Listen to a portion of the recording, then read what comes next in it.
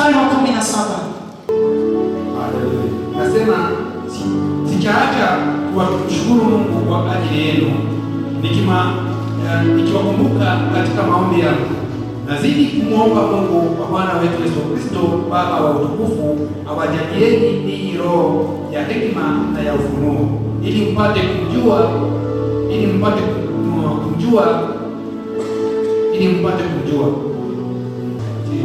Kwa hiyo msiwe wajinga, bali mpate kujua ni yaliyo mapenzi ya Baba. May the Lord bless His word in Jesus' name. Father, thank you for opening our spiritual eyes, our spiritual ears, our spiritual womb, that we may be able to conceive that which you see in us at this hour, at this month as Dominion City, and every household that is represented in this house, in the name of Jesus. Hallelujah. Hallelujah. Take your seat as you reign in Jesus' name. Right now where you are sitting, you are seated at the right hand of the Father. You are seated with Jesus Christ. Far above, in the heavenly places. Right now you are a ruler ruling together with Jesus. I want to go ahead on the topic that we learned last Sunday. Hallelujah. Hallelujah. So this was the prayer of Paul. But I know that this is the prayer of the Spirit of God who makes intercession over Dominion City. Since God has known and has acknowledged that you have that strong faith in Jesus, and the love of God that you have for Him and for His people, this has been the prayer of the Spirit of God. But the eyes of our understanding may be open, that our physical eyes, our spiritual eyes may be open before the Lord. And I say that you can have these physical eyes, and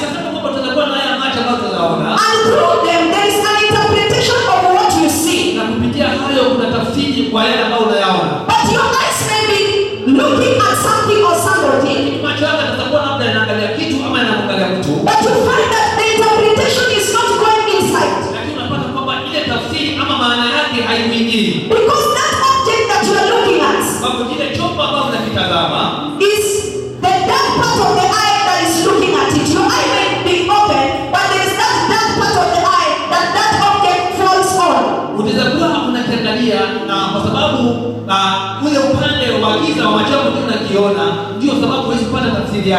So you can be looking at something, but your mind is not there, your imagination is not there, but your mind is somewhere else.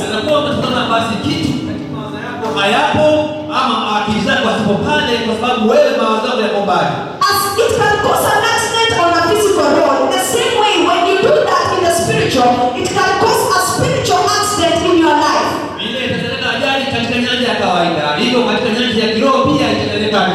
I want to begin by saying that internal supernatural being.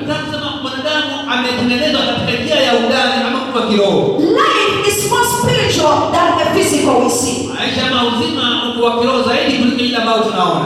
want you to know this. I mean your spirit man, he is older than your physical body. Hallelujah. Hallelujah. Right now, if we take the spirit of Pastor Sam, the spirit of Millie outside, the spirit of Grace, the spirit of Margaret Makuru, and we leave their bodies there.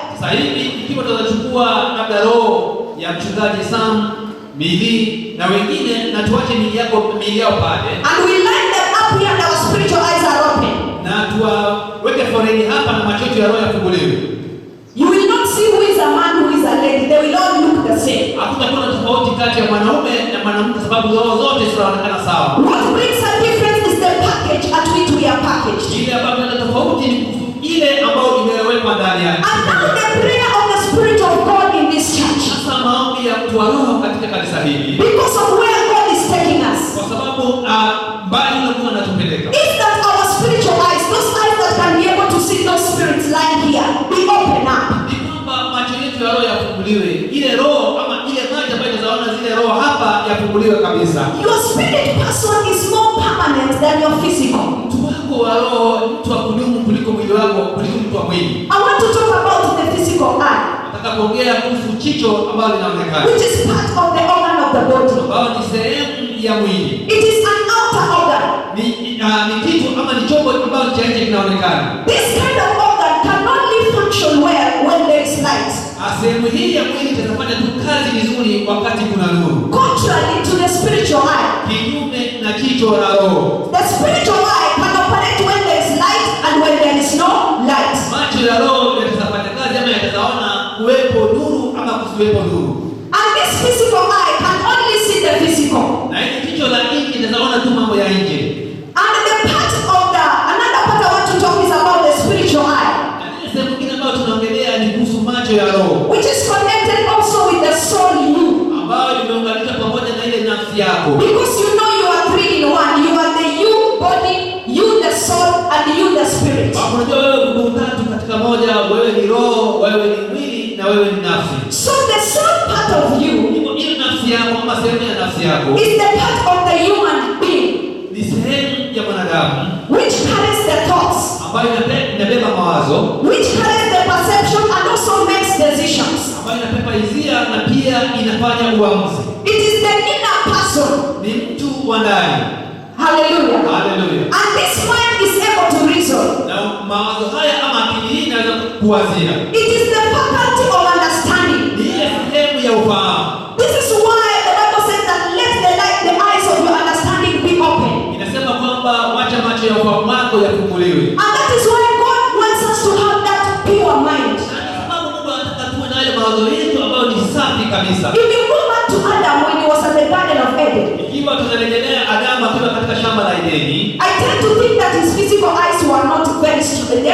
The spiritual eyes of his life were very open. He did not know something to do with sin or evil or bad, but he only knew everything was good. najaribiwa kufikiri kwamba macho yake ya roho yalikuwa yamefunguliwa kwa sababu alikuwa anaona kila kitu katika uwazi, hakuwa na giza, hakuwa na aibu yoyote. Now I want you to know about the spirit so that you will know how your spiritual eye can be open. Sasa nataka uelewe mambo ya roho ili kwamba uelewe macho yake ya roho yanafanya kazi namna gani. The Bible says the scripture we read last week that the eye is the lamp of the body. Inaandika kwamba tulisoma juma lililopita, inasema kwamba jicho ndio nuru ya mwili. And I want you to know that the spiritual eye is the lamp of the Lord Jesus Christ. Nataka ujue kwamba macho yake ya roho ndio taa ya maisha yako ya roho. This is the spiritual eye which searches all his innermost being. Hii ndio nuru ambayo inachunguza kama inaangalia ule utu wako wa ndani wote. It is also a spiritual and an inner organ.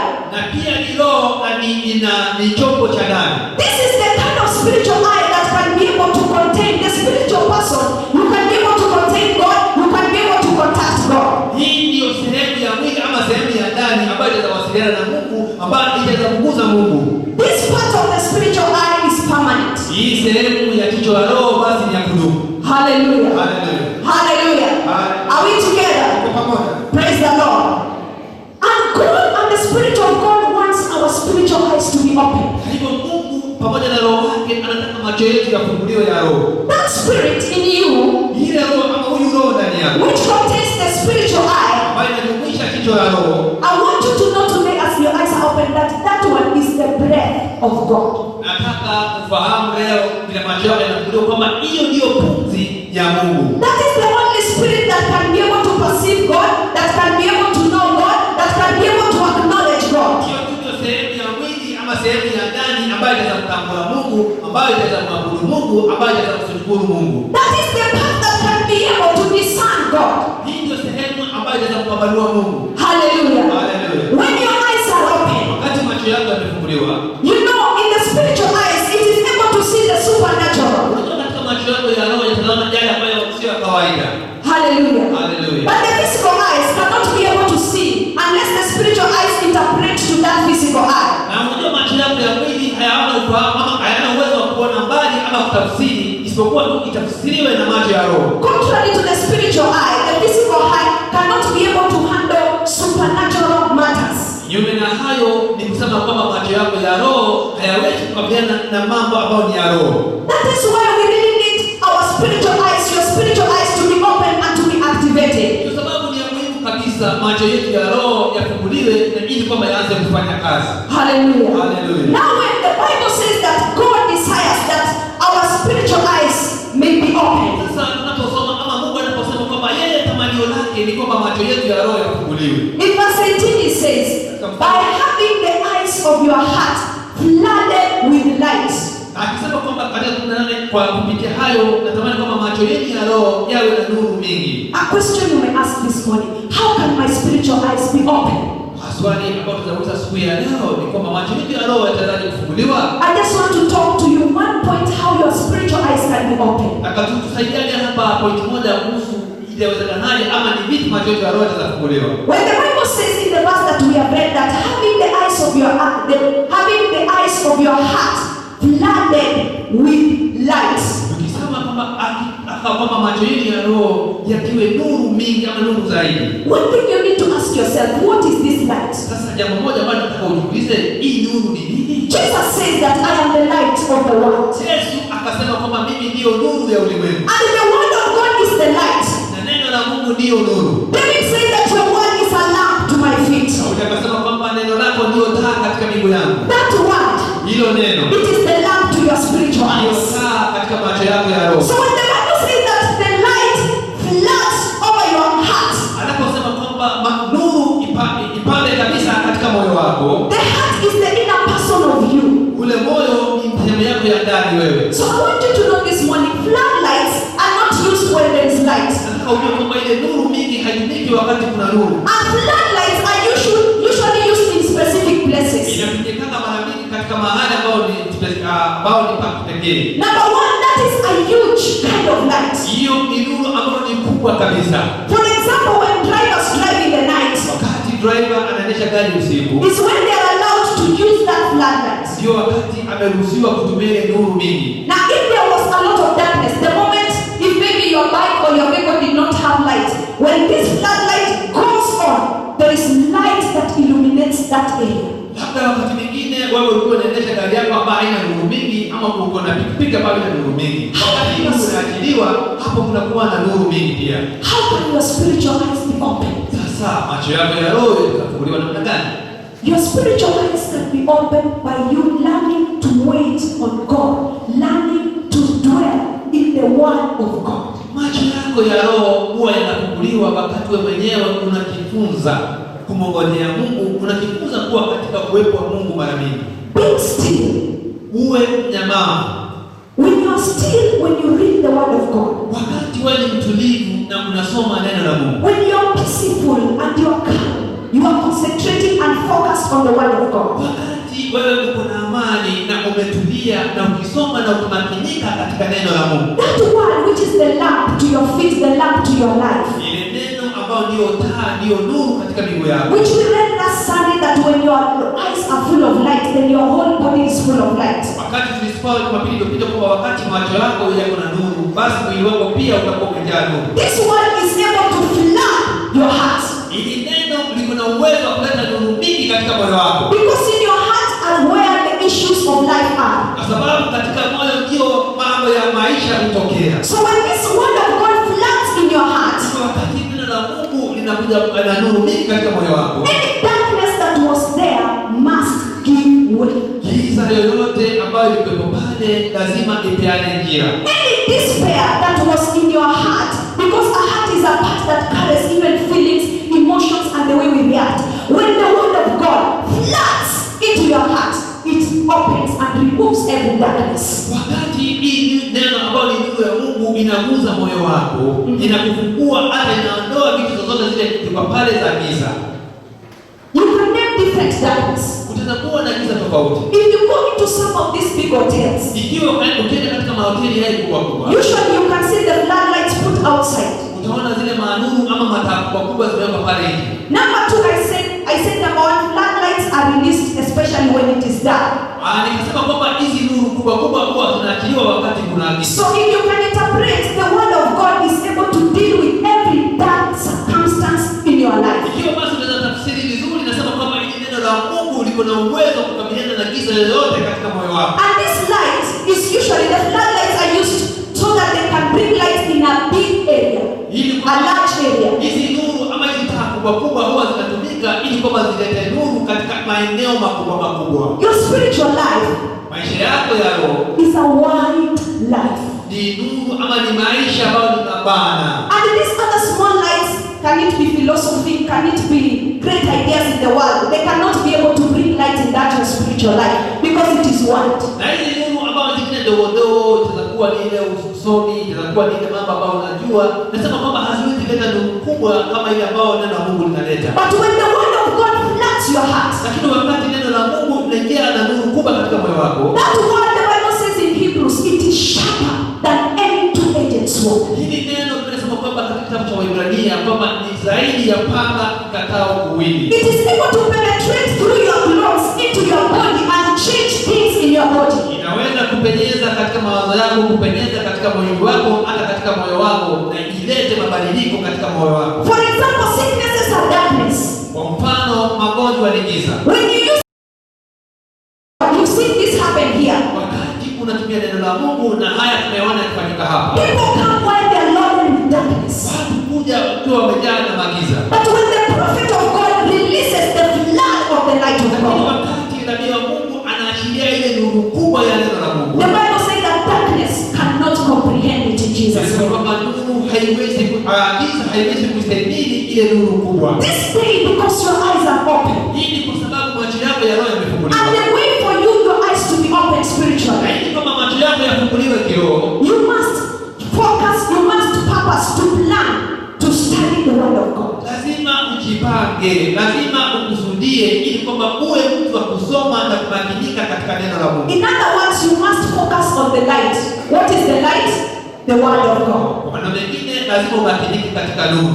Na nuru ni nini basi? Nuru ni neno la Mungu. The moment utaanza kufocus your eyes on this word, body yako yote itakuwa full of that light. Wakati wewe mwenyewe utaanza kumakinika katika hili neno ambalo tumesema ndio nuru kubwa, maisha yako yatakuwa na nuru mingi. This is why my master Jesus said that you are the light of the world. Ndiposa Bwana wetu Yesu Kristo akasema kwamba sisi ndio nuru ya ulimwengu. When this word is full inside you, Wakati hili neno limeumbika ndani yako. by the way, the physical eye can only operate when it is open. Hata hivyo macho yetu ya roho itaweza kuona ama itafanya kazi wakati tu limefunguliwa. But your spiritual eye, Lakini jicho lako la roho can be very active even your body is resting and sleeping. itaweza kuwa inatendeza hata wakati mwili wako unapumzika ama unalala. When your eyes, these physical ones, they are closed. Wakati hizi chombo, hizi gorofa nje zimefungwa. But your spiritual eyes can be able to move. Spiritual eyes are never closed. Lakini jicho lako ama macho yako ya roho yatakuwa yanapendeza kwa sababu hayo hayasinzii wala hayalali. Get this very clear. Nataka tupatane vizuri. This is why the Bible says that let this book, let this light never depart from your mouth. Ndiposa neno la Mungu linasema kwamba hii nuru ama hii kitabu ama hii sheria isiwahi ondoka katika kinywa chako. Then he goes ahead and says, meditate upon it, ponder, think, focus on this light of the word day and night. Sauli anaendelea mbele akisema, Joshua, Yes. kwamba ponda, fikiria, waza kuhusu hili neno la Mungu usiku na mchana. Most people, when you go to sleep, you always think about other things than you sleep. Watu wengi tunapoenda kulala huwa tunawazia mambo mengi tofauti na hii na tunaenda tunalala. You don't give opportunity to your spiritual eyes to exercise into the world of the spirit. Haupeani nafasi katika macho yako ya roho ili kwamba yapate matukio na ujuzi katika ulimwengu For you to be able to see how we are blessed with all spiritual blessings in the heavenly places. ili kwamba ukapate kuelewa na kufahamu jinsi ambavyo umebarikiwa katika baraka zote za roho na za ulimwengu wote wa roho. It is only the spiritual eyes that can be able to access the heavenly places, and so see those spiritual eyes then bring them to manifestation. Ni macho yako ya roho tu ambayo yako na uwezo wa kupenyeza na kuingia katika nyanja ya roho na kuona yale makubwa na mazuri ambayo Mungu amekupangia na ili kwamba iyalete katika madhihirisho. So you can be opening your eyes right now and seated, Utakuwa umefungua macho yako vile umeketi hivi. but your spiritual eyes can also begin to see things in the spirit. Lakini macho yako ya roho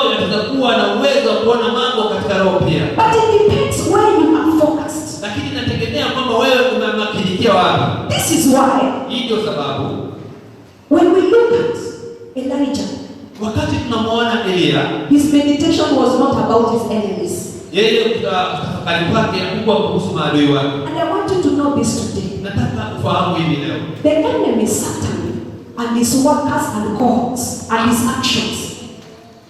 Adui ambao ni shetani na watendakazi wake wote, wao hawana kazi ya kufanya. Wow, they are not worthy of our attention. Wao hawastahili sisi kuwafikiria ama kumakinika kwao. Hallelujah. Amen. Shetani, demons, the actions they do, witchcraft, sorcery, Illuminati, magonjwa, lack, hizo vitu zote, they are not worthy of our attention. Kukosa, mashetani, magonjwa, hiyo ndio vitu ambazo za hizo tutatamka. Asistahili ama asijakuwa na asistahili sisi kumakinika kwao. We only are meant to meditate. Sisi tumekusudiwa tu kutafakari. Think about. Wazia mambo haya. Enter in that world. Ingia katika ulimwengu huu. Begin to shop. Anza kufanya ama kufanya ununuzi. The way you go to the supermarket. Sisi hapa unaenda katika duka la jumla. You can enter into the supermarket of the spiritual world. Unaingia katika duka la jumla ya roho. When your spiritual eyes are open. Wakati macho yako ya roho yamefunguliwa. And you can begin to shop what you want for your children. That is in the word. That is in the light, the word of God. Na utaanza kununua kila mambo inastahili watoto wako ambao kiko katika ulimwengu na kiko katika nuru ya neno la Mungu. The Bible says that the word of the Lord is a lamp to my feet. Where do you stay? Even in the spiritual realm. Stay in the supermarket of the supernatural. Biblia inasema kwamba neno lako ni taa katika miguu yangu. Hata wakati naenda katika duka la jumla, kuna nuru, kuna neno la Mungu ambalo liniongoza. So download spiritual supernatural wisdom. Shusha mambo ya roho, mambo ambayo ya Mungu tuyalete chini. Download supernatural prayers. Maombi ambayo sio ya kawaida tuyashushe chini. Download supernatural attitudes. Wacha tulete zile hisia na mawazo ambayo yanatokana na mambo ya Mungu. Everything. The Bible says that all riches in the spiritual realm we are very rich, but in the physical, though we look poor, though we look like we don't have, but let me tell you, we are very rich and wealthy in Jesus' name. Haleluya. Kwamba katika roho sisi ni matajiri zaidi. Sisi tuko na mali mingi. Hata ingawa katika mwili tunaonekana kwamba hatuna, lakini ukweli ni kwamba sisi ni matajiri katika roho. Talk about security. You can download supernatural security. Tunaleta chini usalama ambao ni wa roho. This is why Elijah, when Gehazi came and told him, "Oh my Lord," Sasa wakati sababu tunaona Gehazi wakati mkubwa katika kumwambia Bwana wangu. he went out and looked and he saw the army that had come to attack them. Alipotoka nje akaona jeshi kubwa ambalo limekuwa kuja kuwashambulia. Then he came back and told the Lord Elijah, Akaja akamwambia Bwana wake Elijah, "Today we are in trouble. leo tumekwisha. There are great enemies who have come to attack us on this mountain. Kuna maadui wamekuja kushambulia katika mji huu. By the way, we all dwell on the mountain top of life." Hata hivyo sisi zote tunakaa katika eneo la juu la maisha yetu. And then Elijah told him, "Oh young boy, Kijana, I wish God had opened your spiritual eyes, haisi Mungu angekuwa amefungua macho yako that you may see how we are heavily guarded." ili kwamba ukapate kuona vile tumelindwa. And Elijah prayed. Na yeye akaomba. The way the Spirit of God in Dominion City is praying, Jinsi Roho wa Mungu katika dunia hii anaomba leo. that our eyes may be flooded by the light of the Word of God. Kwamba macho yetu yakaletwe nuru kubwa na neno la Mungu. Then the Bible says the eyes of Gehazi were open. Nasema kwamba macho ya Gehazi yakafunguliwa. The way your spiritual eyes are being opened right now. Macho yako ya roho yanafunguliwa sasa And the hivi. Bible says that Gehazi saw a great army of angels. Nasema kwamba Gehazi basi akapata kuona malaika wengi. He saw chariots of fire Akaona magari ya moshi, magari ya surrounding them on that mountain. wakiwazingira katika mlima ule. The mighty warrior was already there. Basi kuna yule akija alikuwa pale tayari. I want your spiritual eyes to open and see how you are heavily guarded, how you are heavily secured. Basi natamani kwamba macho yako ya roho yafunguliwe ili kwamba ukapate kuona jinsi ambavyo umelindwa na uko salama kiasi gani. What only causes your eyes not to be open? Ni nini ambayo inafanya macho yako yasifunguliwe? It's because you focus on the enemy. Ni kwa sababu wewe unamakinika ama It's because you focus on what is happening. ni wakati unachukua muda wako mwingi kuangalia yale ambayo yanafanyika. Right now you may focus and see Dominion City is not complete. But I want you to know, if you open your spiritual eyes, this house is very beautiful. It is coming to an end in this house. This house is going to be complete. Because in the spiritual realm, already there is a finished house in the name of Jesus. Haleluya. Ni vile tu bado imekosa madirisha, imekosa malango pale pengine. Lakini katika nyanja ya roho, hii jengo ni jengo limekamilika, ni jengo ambalo liko na urembo mwingi. Hallelujah. Hallelujah. And most people whose eyes are not open, they usually run away from battlefield. Ni hawana ambao macho yao hayafunguliwa mara mingi huwa wanatoroka katika uwanja wa vita. Hallelujah. Hallelujah. You see that the Hebrew boys, they were not shaken because their spiritual eyes were open. They had confidence. But the people whose spiritual eyes are open, they are very confident. Hata hivyo tunaona kwamba wale vijana watatu wa Ibrania macho yao sababu yalikuwa yamefunguliwa, walikuwa na ujasiri mwingi. Nasema kwamba wale watu ambao wamefunguliwa macho yao wako na ujasiri. The tougher the challenge you are going through, ile changamoto inapokuwa kali zaidi, the tougher the problem that is facing you, ile shida inapoendelea kuwa kali ambayo inakukabili, I want you to know the only thing you need is to focus. Ile tu dawa yake nasema kwamba ni kumakini On the floodlight of the light of heaven. katika nuru kubwa ile ambayo inatoka mbinguni. And then begin to show the high and the intensity of the security in heaven. Na ili kwamba mkaanze kufanya ununuzi ile usalama mwingi ambao tuko nayo kutoka mbinguni. Different angels are already released to release to you everything that you need. Malaika tofauti huwa malaika na kuachilia kile kitu ambacho unahitaji. And when you meditate upon the word of God, Wakati wewe tafakari kuhusu neno la Mungu. I want you to go, for example, yesterday when you slept, what were you meditating on? Sasa kwa mfano ambao ni rahisi, jana ulipolala ulikuwa unafikiria nini? Hallelujah. Hallelujah. Can you ask your neighbor, yesterday what did you sleep thinking? Sasa ukumbushe jirani yako na kuhusu. Ulikuwa in the spiritual supermarket ama ulikuwa the carnal supermarket? Wakati ulikuwa unaelekea kulala na wakati ulikuwa umelala, ulikuwa unafikiria nini? Ulikuwa unafanya ununuzi katika nyanja ya roho ama katika ile supermarket ambayo tunajua ya kawaida? Hallelujah. Hallelujah. There is a prophet, like a prophet in the house here. Kuna nabii katika nyumba siku ya leo. He was called Ezekiel. Anaitwa Ezekiel. God was looking with a spiritual supernatural eye. Mungu alikuwa anaangalia na macho yake ambayo ni ya roho. He called Ezekiel. He told Ezekiel, the Bible says Ezekiel was taken in a vision. Nimesema kwamba Ezekiel akachukuliwa katika maono. And God was asking Ezekiel, what do you see? Na Mungu akawa anamuuliza Ezekiel, wewe unaona nini? You know the physical eyes of Ezekiel were seeing dry bones.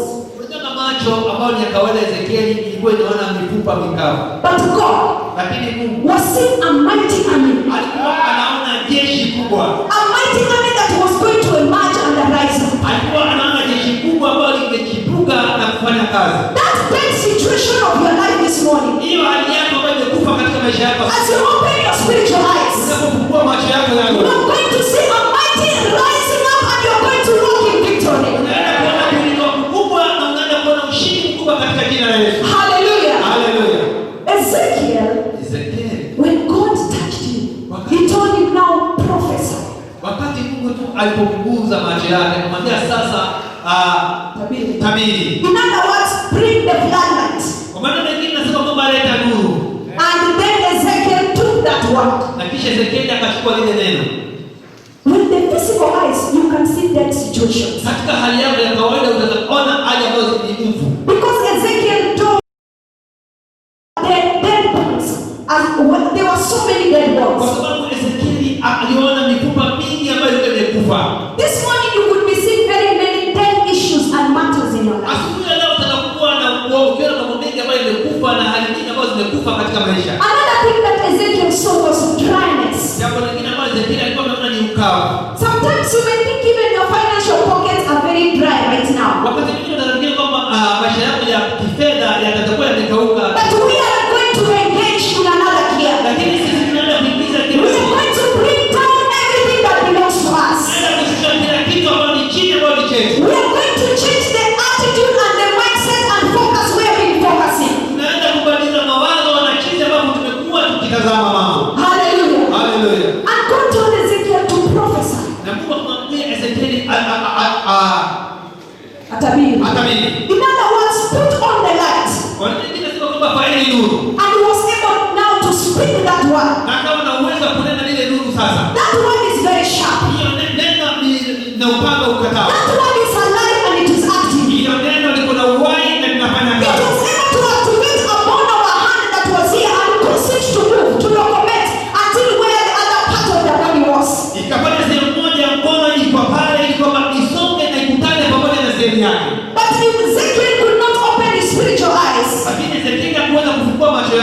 and bring the floodlight of God. na alete nuru kubwa ya Mungu. By the way, that was the one that God spoke to him. Hata hivyo hilo lilikuwa ni neno ambalo Mungu alimnenea. That one was alive to bring those dead bones back to life. Hilo neno lilikuwa na uzima ili kwamba lisababishe ile mifupa ikapokea uzima. In this 9th month, Katika mwezi huu wa 9, we are going to activate, we are going to bring that light of the word of God in everything that we do, in all our prayers, in all our speaking, and it's not going to depart from your mouth. tunaenda kutendeza ile neno ambalo ni nuru kubwa katika mambo yote ambayo tunafanya, katika mambo yote ambayo tunafikiria, katika mambo yote ambayo tunasema na kinywa chetu, ili kwamba nuru kubwa ya Mungu ikaonekane. As I finish, Napomalizia, the children of Israel wana wa Israeli were at the edge of the Red Sea. walikuwa wamefika mwisho katika bahari ya Shamu. And according to the children of Israel, Kulingana na wana wa Israeli with their physical na eyes, macho yao ya nje, they saw a great army of the Egyptians. wakaona jeshi kubwa la Wamisri, They saw the enemies that had come to slay them down. wakaona maadui ambao walikuwa kuja kuangamiza, They saw the enemies that had come to take them back to the land of captivity. wakaona maadui ambao wanaonyesha katika nchi ya utumwa. But with the spiritual eyes of Moses, Lakini macho ya roho ya Musa he was able to see an angel. akawa na uwezo wa kumwona malaika, He was able to see a cloud of fire akaona jeshi ama wingu kubwa la moto that was standing between the children of Israel and the army of Egypt. In between here was a cloud of fire. hapa katikati kulikuwa na wingu la moto ambao lilikuwa likiwatenga wana wa Israeli na jeshi la Misri. But to the children of Israel, Lakini kwa wana wa Israeli they were seeing the Red Sea. walikuwa wameona bahari ya Shamu. But to Moses, Lakini kwa Musa, when God spoke to him, wakati Mungu alimnenea, God handed some light to him. Mungu akawa amemtokezea nuru kidogo, He told him, Moses, do not cry. akamwambia Musa, usilie, Tell the people we are moving forward. ambia watu kwamba sisi tunasonga And mbele. he told him, take that your rod. Akamwambia chukua hiyo fimbo yako. And the word of God said that his word is a rod. Anasema kwamba neno lake ni fimbo, It is a hammer. ni nyundo. Na si nyundo ile alituambia kawaida, lile nyundo linagonganga miamba, inapasua, inatengeneza kokoto. So God handed to Moses that word. Mungu akampa Musa hiyo nyundo kama hilo neno. He told him stretch to the Red Sea. Akamwambia kwamba inyoshe katika bahari ya Shamu. And Moses took that light. Na Musa akachukua ile nuru. Akamulika ile giza ya bahari.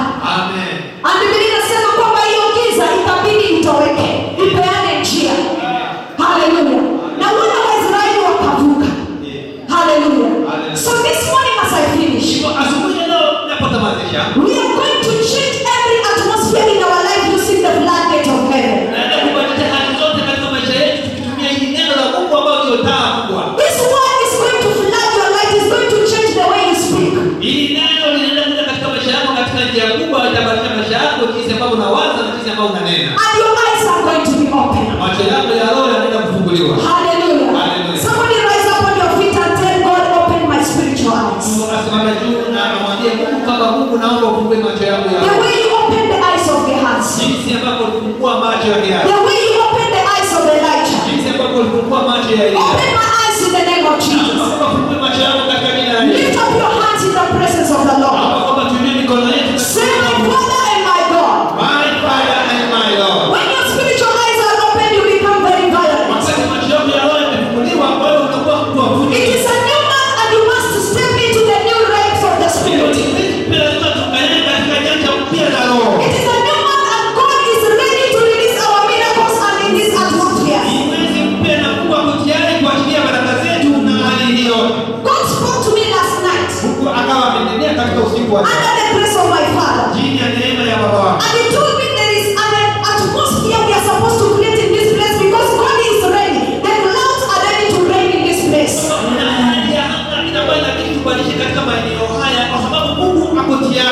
is an atmosphere that must be created for miracles. There is an atmosphere that can be created to flush out every darkness. And that atmosphere is the atmosphere of being violent in the spirit. And being dead to the physical. When you come to church, Unapokuja kanisani, purpose that I'm going to be alive. usikie kwamba mimi nenda The reason why I have gone to church sababu mimi nenda is kanisani. to cooperate with God in every word that is speaking. Ni kufanya kazi pamoja na Mungu na kupitia kila neno ambalo ananinenea. Say, my Father and my God. My Father and my Lord. Your word is a light to my feet. It's a